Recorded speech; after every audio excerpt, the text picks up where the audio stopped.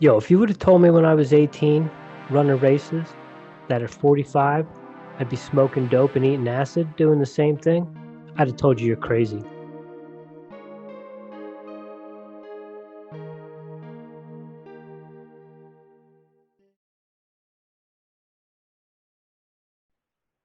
Richard Airey, runner, ultramarathoner, coach, born and raised at the Jersey Shore, super competitive, made things shitty and not all that much fun.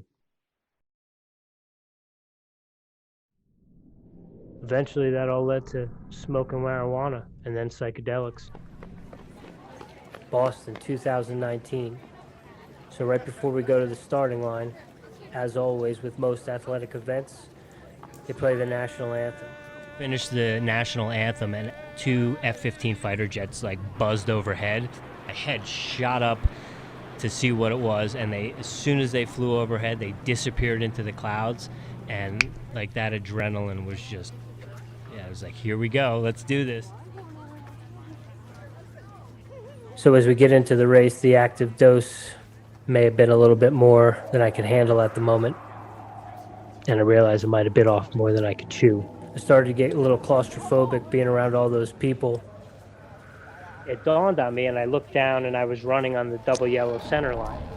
And it was almost like raised up off the road a little bit, like, and I just thought to myself, just follow the line. It's going to take you all the way to the finish line. So I just stayed right in the middle of the road the whole way, all the way to Boylston Street.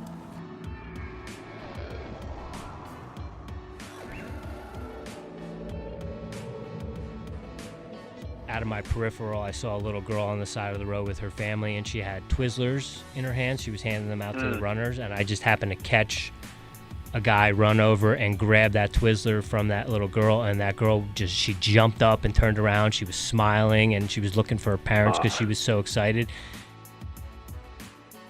Now I have this girl is never going to forget that experience. That may lead to her wanting to run the Boston Marathon at some point in time, but she's always going to have this experience from the Boston Marathon. So in that flow state, that kind of snapped me out of it, but then I had this unbelievable great appreciation for what I was doing and the gratitude for what I was doing.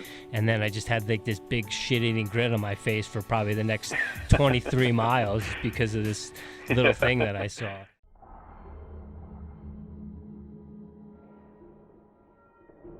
I started hearing about people talking about microdosing psychedelics.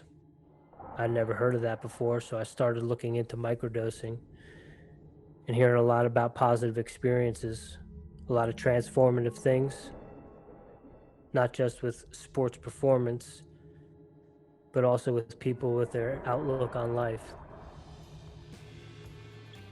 Your perception of things just seems different, crisper. You pick up on different subtleties and nuances that you normally wouldn't notice.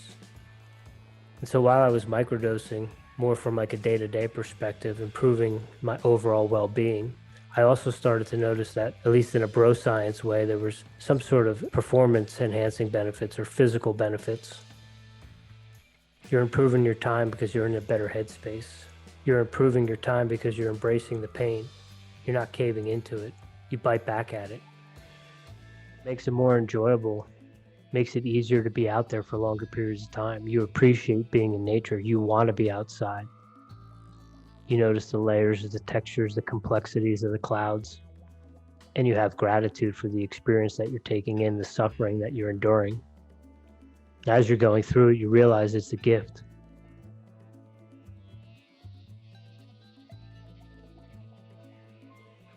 It helps you get into a flow state, be present, be in the moment, the here and the now.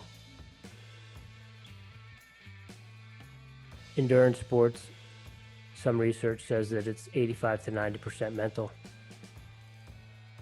And if you're in a better headspace, well, isn't that performance enhancement?